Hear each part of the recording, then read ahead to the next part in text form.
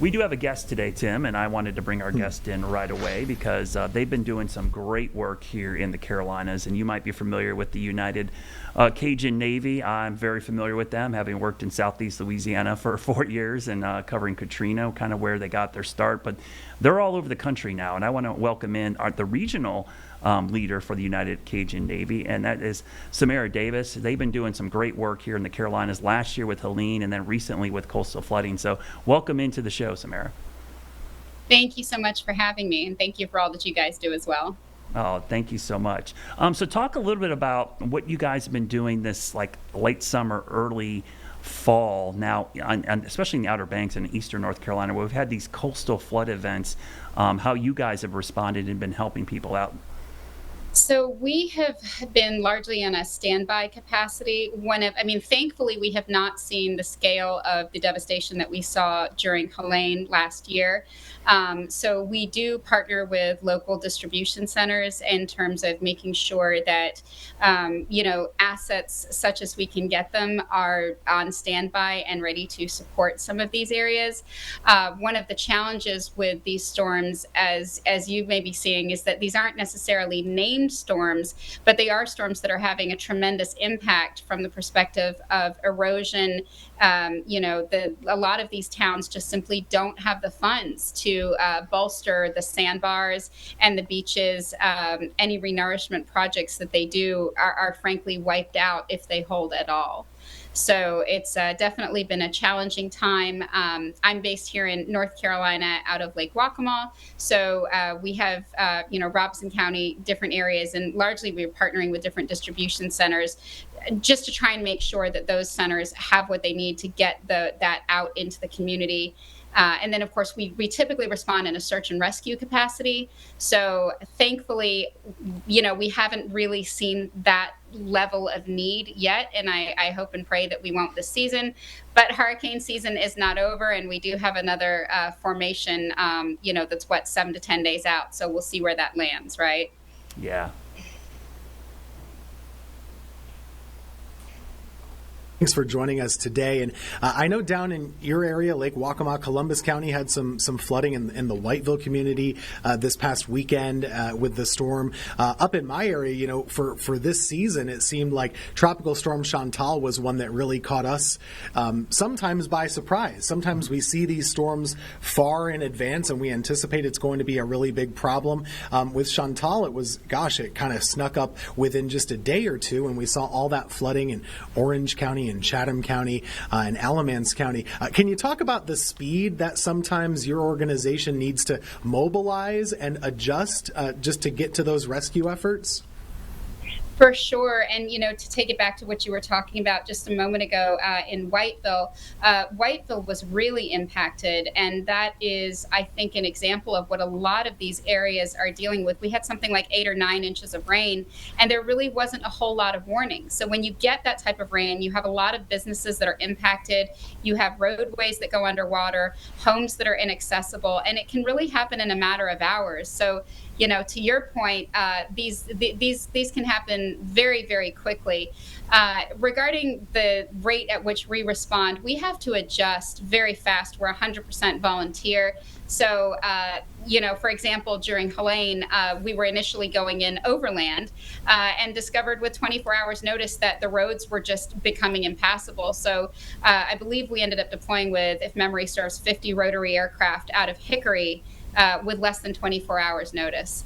But again, we're 100% volunteer based. And so you have the people of America really are tremendous. I mean, they really do come together. These communities, you could have hours.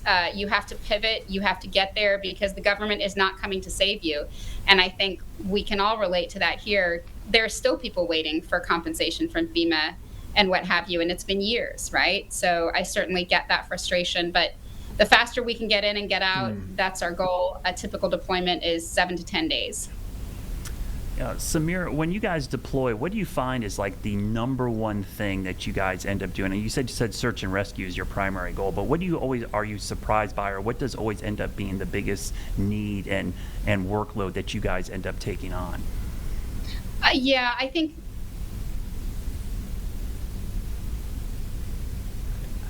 to hand back the baton to the powers that be as soon as they can get there. So typically we're looking at stabilizing areas. We are trying to get, we walk into rest homes not infrequently during these disasters where people have walked out, locked the doors, and left the residence without food, without medication. It's been days. You come across kids who have lost their families that are stranded, that have lost their kids, and a lot of the time, these people just did not have adequate warning. And one thing I always try to draw people's attention to is remember that in North Carolina and much of the United States, there is no requirement that when you buy a house, you are provided with a flood map that shows your house or property relative to other flood zones. So, and I say this as a licensed real estate agent, but simply because you have purchased a property that is not itself in a flood zone does not mean that the flood zone didn't end 20 feet from your back door.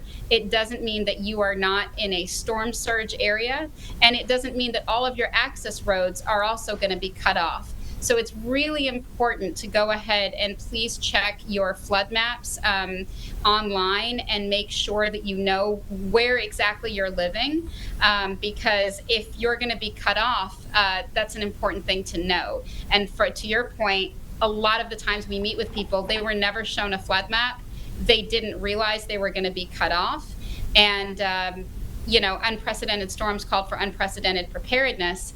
But I think that that's a key component as well. A lot of people don't realize that your traditional homeowner's insurance does not insure your house against, flood damage. You need to remember to take out a flood policy in order to do that.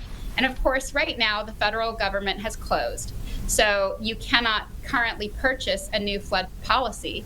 That is not an option. So hopefully the powers that be can sort it out and people can start buying their flood insurance again. Because right now there's hundreds and hundreds of transactions every day that can't close because, of course, the flood insurance is a requirement if you're purchasing in an area where your house specifically is in a flood zone. So make sure you get your insurance and make sure that you know where you're living or renting. That's number one, I would say. People just didn't know.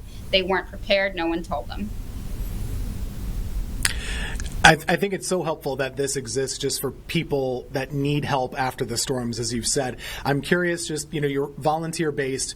If there are people listening or watching that want to help, what kind of volunteers do you need, and how would they go about, being on the ready for y'all in the future? Yes, yeah, for sure. So again, we are 100% volunteer based. And again, we hope a typical deployment is 7 to 10 days, but I was deployed for about 2 months during Helene.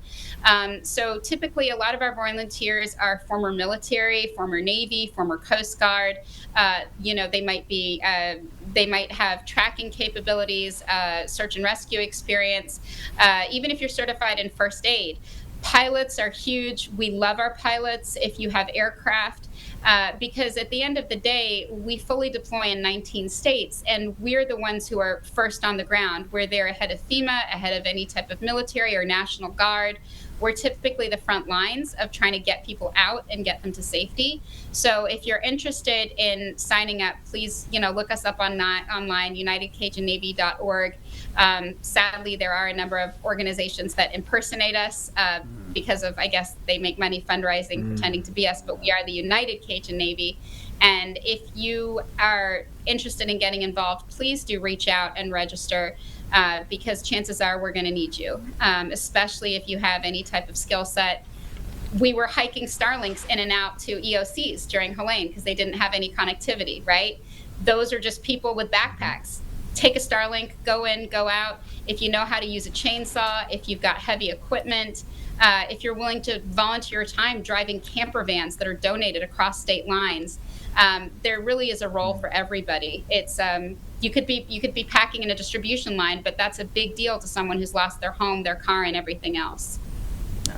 Yeah, thanks. Yeah. That's great to know. And Samara, Davis, thank you so much for joining us. And really thank you for all the work you guys have done. As somebody who spent a lot of time up in the mountains with Helene, I can tell you firsthand how grateful many folks are. And it was organizations like yourselves that were the first ones on the scene that were there helping people immediately. And it was a lifesaver in those first weeks after the storm when they were waiting for a bigger response from the government. So thank you so much and appreciate you joining us today. Thank you so much for having me. And again, thank you to all of your viewers. I know a lot of those people were there backing us up, backing other organizations up. We couldn't do it without you guys. So thank you all.